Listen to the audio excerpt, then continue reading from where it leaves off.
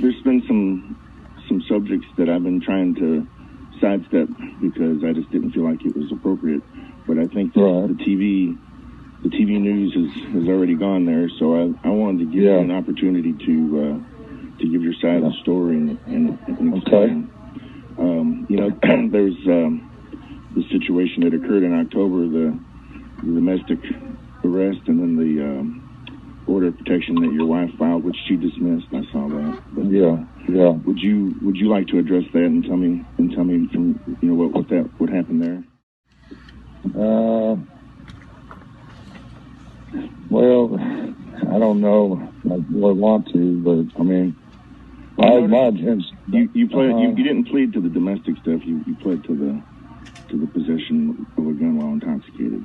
So the domestic stuff. I mean, I've kept a black powder gun, the whole time I've been here because we do have bears, and I thought if there was an emergency situation or one of my kids were being hurt or something, I would have quick access to it being locked up in my truck. Right. And I just forgot about the part that you can't have it in your vehicle. I can have one in my home, but not in my vehicle, and I just that part kind of slipped my mind. I mean, and I wouldn't even ask you about this, but it's already out there now, and that's why I felt now's the time to maybe broach the subject, because if you don't address it, it's just going to get worse. Speculation is just going to get worse. The report pretty much states from the police perspective what happened. Is that pretty much how it happened from your point of view also? And what's that? I guess there was like there was a accusation. Well, my wife was trying to make me jealous so I'd come back, and it worked very well. So I come across the country as fast as that little truck would go. I wanted to go to Utah, and I had a pretty good job there working in Park City and everything, and I wanted to move my family out there and sell the property, but I'm not the smartest guy in the world, and I've done everything the long way and everything, and plus the cost of living in Utah is so sky high that it's just unbelievable. You can't even hardly find a house. When you do, it's so expensive. It's just unreal. I was glad to get back to Tennessee anyway. I mean, there's a lot of stuff that happened out there. I was attacked in so many ways, like Satan himself was attacking me. And so I'm really trying hard to be a Christian, my stuff. And I got attacked in a lot of ways. And, so I was actually glad to get back. So she wanted you to come home and was trying to get jealous? Okay. Exactly. But there was kind of a confrontation, though, that, when the police get involved, and, it's up to the next level, I guess you're saying.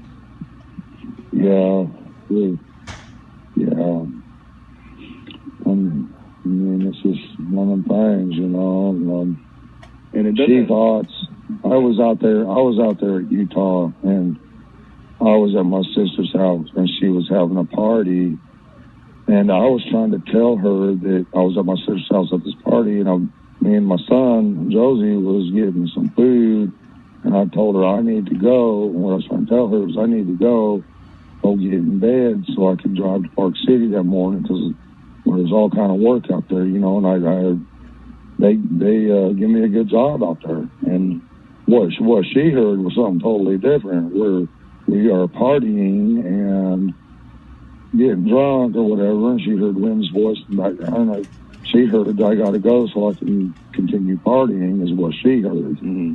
But that wasn't the case, and I was, and I didn't elaborate a whole lot to her, so she thought, she was thinking the worst, but actually I was just trying to get in bed where I could go to work.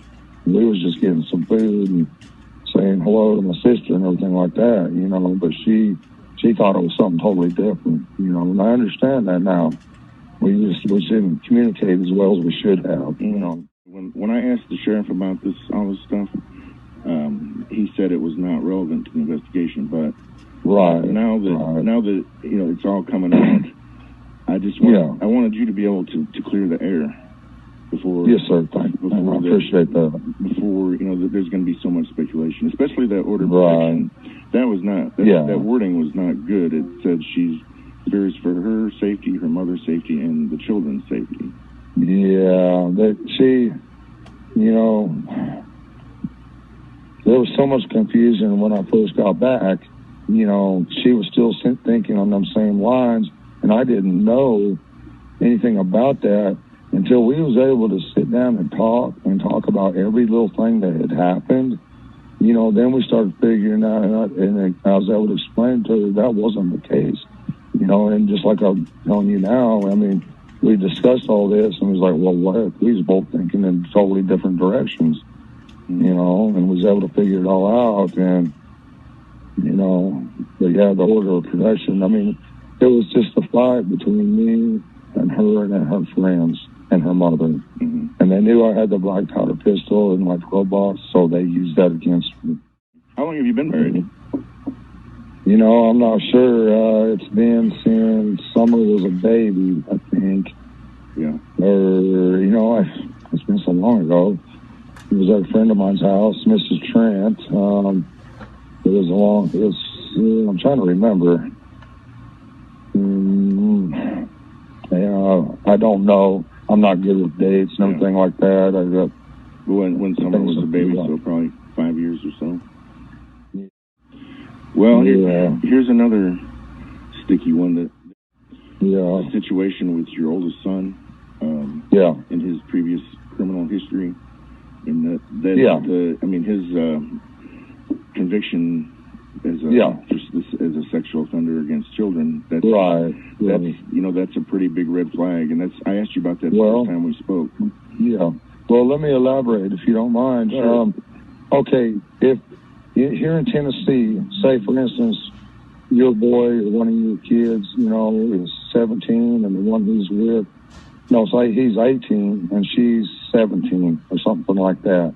Okay, in other states, especially like Utah, you're probably not going to ever get out of prison. But here in Tennessee, they look at there's got to be so many years difference between them. Mm-hmm. Okay, but in Arkansas, where he was arrested, they don't care about that. But here in Tennessee, he would have never went to jail, and he would have got to raise his boy, and everything probably would have been fine. But in Arkansas, total different story. There's got to be a certain amount of years between them, and there was only 18 months, maybe a year, I don't know, between them. Oh, was that a situation like she was like 16 or 17, and he was like 18 or 19, and she was, it was only like 18 months difference. Wow. Okay. Yes, sir. That charge had a baby. Look a lot worse then. Yes, it does, and it's wrong. It is wrong. There's a lot of, yes, absolutely. Okay. Well, see, I'll even have him call you if you want me to, and he could probably explain it better to you. Well, he's a good kid. When we spoke the first time, you said that you talked to him. Yeah. You said that you talked to him and that he was in Utah when this all happened.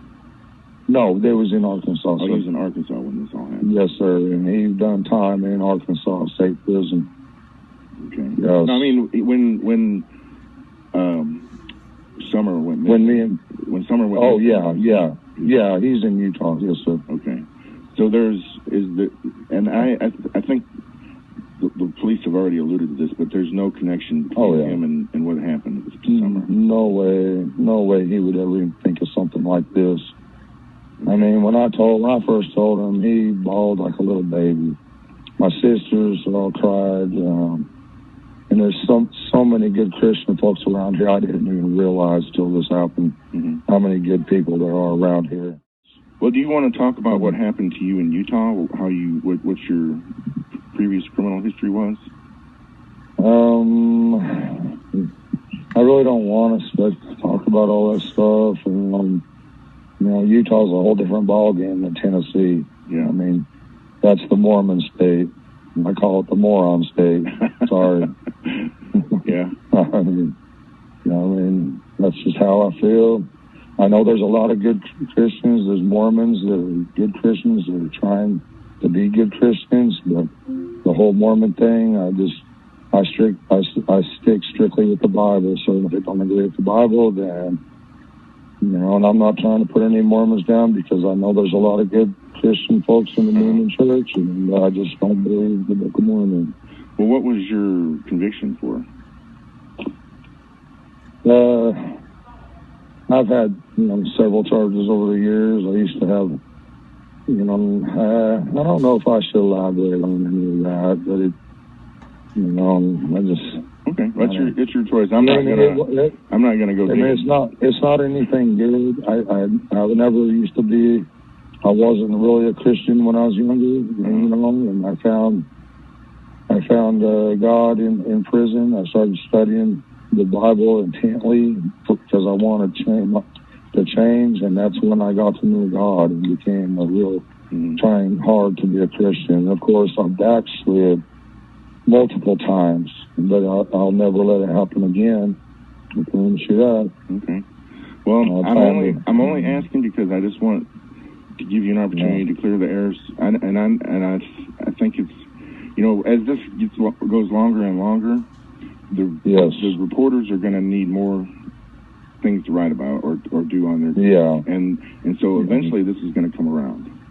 So I just wanted to give you a chance to get ahead of it. Head it off at the pass. I can understand how a person isn't the same person they were when they're in their 20s. Right. But it's gonna come out eventually the longer this goes on. So I wanted to give you an opportunity to get ahead of it. If you wanted to. Okay. And so this is your opportunity. Okay. Is that all? So is that all that you wanted to say about that? Yeah. Okay. So, all right. And believe me, it don't give me no pleasure to talk about this, because as far as I'm concerned, you're the victim, your wife's the victim, your kids are the victims. But it's not going to this isn't going to be brushed over at this point, I don't think. Right. No, not at all. So I know that and it's going to be discussed and going to be the topic of discussion. Yeah, people can speculate all they want. That's fine. We just want our summer back. She was definitely, I considered a great blessing from God when I got her. And she was a daddy's girl. She wouldn't even go to her mother for the first year, and it just kind of broke her heart. But I've never seen anything like that in my life, and I never expected anything like that. And there's always a connection between a father and a daughter that's special. Yeah. I've just never seen nothing like this, and I don't know why she was like that exactly, but she's got her little friends too, younger boys that she wants to be with them all the time, and stuff. And I knew, someday she's gonna grow up and get married and go, raise her own family. But now I just don't know I have no idea where she's at or who's got her. I know it's a nightmare. And I didn't want to have to broach these subjects, but I knew that it's coming. It's coming eventually. You're going to be asked. She has such a good, loving, kind heart. She's so loving. It's like God sent her an angel. Well, has there been any developments at home or in the search overnight, or since we spoke? Not a trace. Yeah. Not a trace. It's like a living nightmare. Yes, sir. It is. It really is. Okay. The first couple of days, I kept thinking I might wake up and it would be a nightmare, but it is a living nightmare. It's a real nightmare. Are you still working? Did you get back to work? This is the second day I've been back to work, and I ain't got much done at all. I just can't think. I can't concentrate. I don't know where I'm at. I wish I wouldn't have even took on another house at this point, but I don't know. I just hope my bosses will be, I'm sure that they're sympathetic. I'm sure. Did you see that someone had posted a reward for information? I didn't. It was a fellow from Kingsport. It should be online.